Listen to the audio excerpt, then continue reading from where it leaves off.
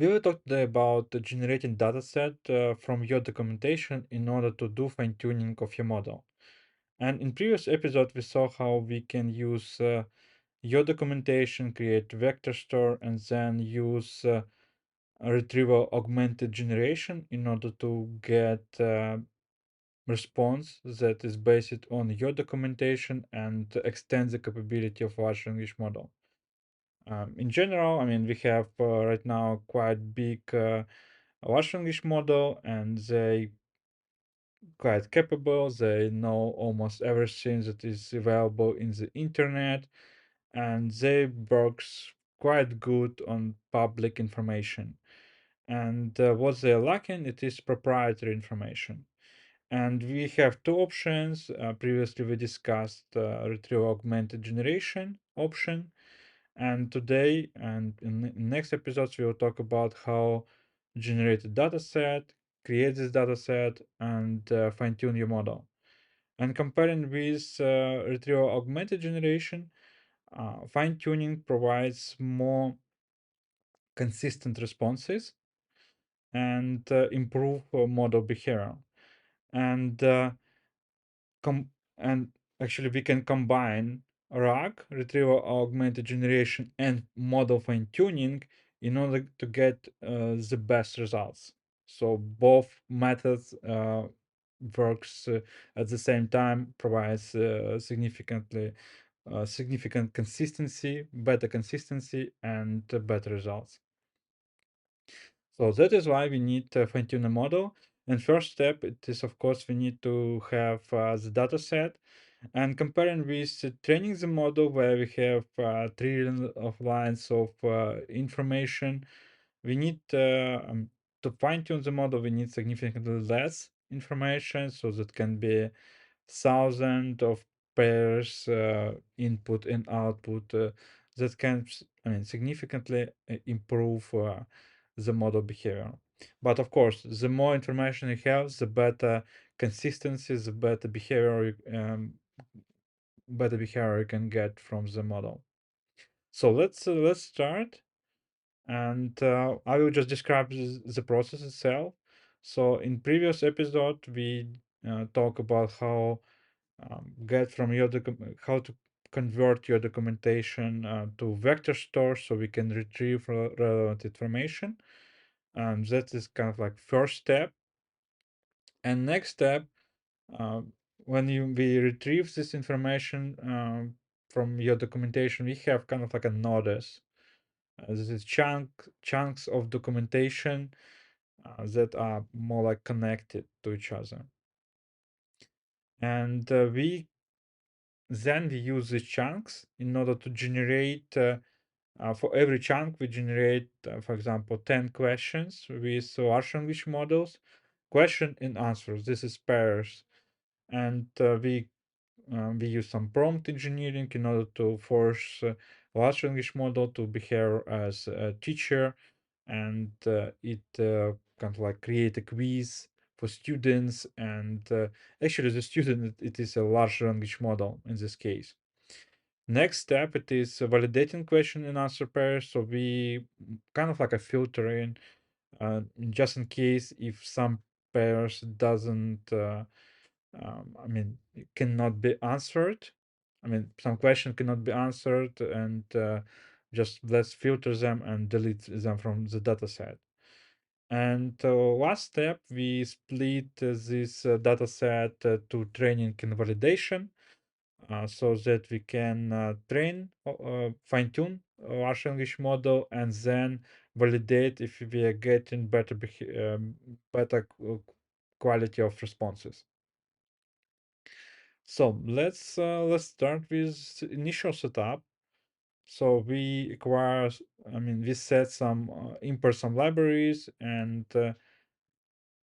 just a moment, I need to select kernel, and we get some OpenAI API key, LangChain API key from a secret store in AWS, and we also set our ChromaDB vector database.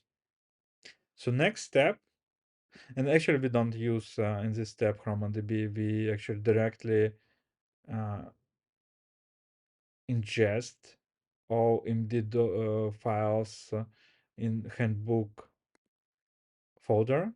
And if you don't have this handbook folder, just watch first video in this series, and we have a Git repository with this handbook from one of the companies that published the handbook in GitHub. So we use this as example, and then you can see that we loaded 1,300 documents, and the total uh, length of all documents, it is quite significant, more than 600,000 symbols. Okay, of course, it's significantly less than dataset when companies training the model out of from scratch. So next step, we use llama index, and let's run this. And we have two things. It is we have GPT 3.5 and GPT-4 context, and this context, it is we use to generate this input and output pairs of kind of like question and answers. And if I search is below, you will see that we run it for all chunks of the document. We create a summary with GPT-3, and then with GPT-4 we create actual questions. Let me show you GPT-4. Yeah, dataset generator, and this is prompt for generating the dataset. So yep, let's step back. So we created this two contexts with different large language models. One of them are cheaper and can be run more frequently and faster. Some of them are more slower but more enhanced. Next one, we import some libraries in order to evaluate, and other like a prompt template, etc. And so we have a node parser. So we have this big document with 600,000 of symbols, and we split it to nodes, and then we get, yeah, we create a parser and get these nodes from the documents. And then we have prompt that we use. It is kind of like you're a teacher or professor and you're creating a quiz, and you need to follow particular template in your response, and we provide some examples, some must obey behavioral criteria, and that force a large language model to generate question and answers for our quiz for fine tuning. And then we open the new file. In our case, it is already existing, and we just append. And here just narrow down, and so the process takes some time, and we will not be able to wait until the end.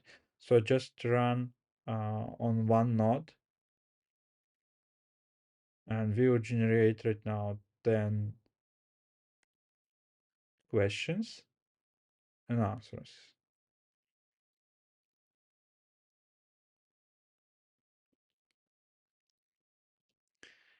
First step, it is kind of summarization.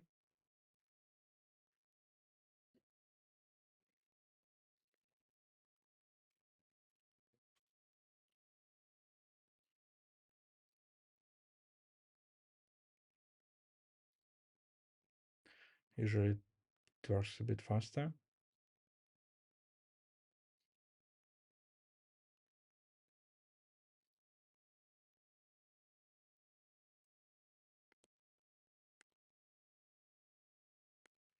So you can see that generated question. So this first we generated list of questions, 10 questions, and after that we generated pairs, this question and answer response. Okay, it took 3 minutes. It's this evening. Maybe that is some high load on OpenAI currently. And next step, we need to filter. And our prompt template, your task is evaluate. And if response for the query isn't able to answer the question provided, and etc. So we asking the model to evaluate and return yes or no. Let's run this.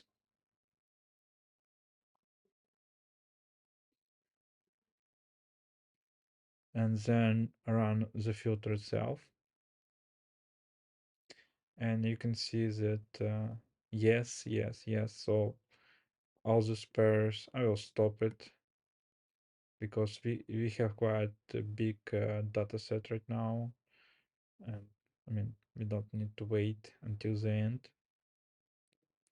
And next step, we need to split this data set, this file, to training dataset and to evaluation dataset.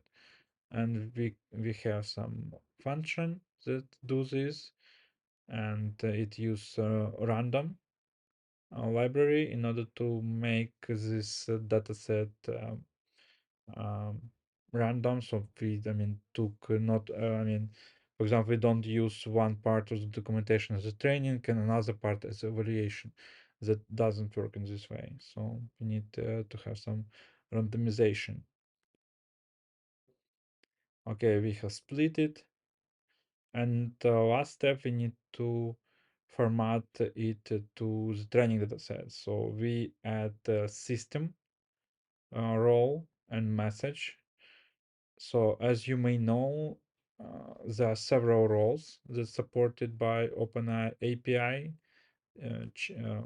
They released new API for chat, and there is some system role that provides general understanding of how a model should behave.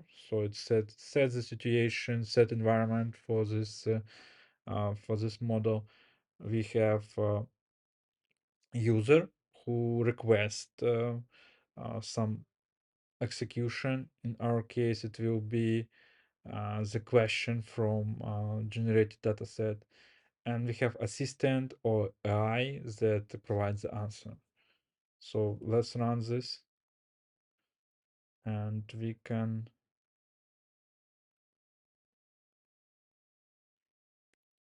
so it is output first open API. Let's find this file.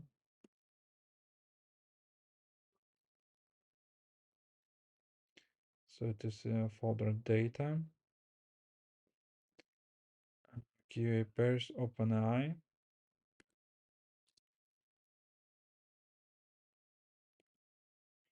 Maybe we overwrite it everything, and let's check. For some reason we don't. Okay, we have here. This is our queries and responses. For some reason we don't have them as Q2. I don't know. I don't think that makes sense to try to fix it right now.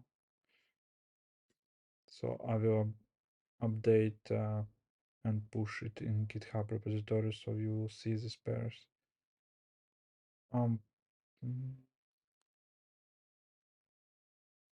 maybe I think I need to wait. Yes, I need to wait until the end. So that is why we don't have these results, but actually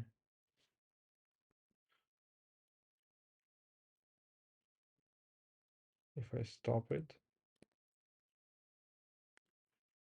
okay, let me try to split it and let's check. Yes, right now it works. I think I stopped too early and that is why we didn't have it. We split it and right now we from training dataset we create OpenAI ready dataset. Yes, and you can see here role system, some system message content that provide answer to questions on company handbook, blah blah blah. And then we have raw user with content with particular question, and we have a content for as assistant. So what we expect from AI to be answered. And that's all for today. And in next video, I will show how to use this generated dataset in order to fine-tune large language model. Thank you.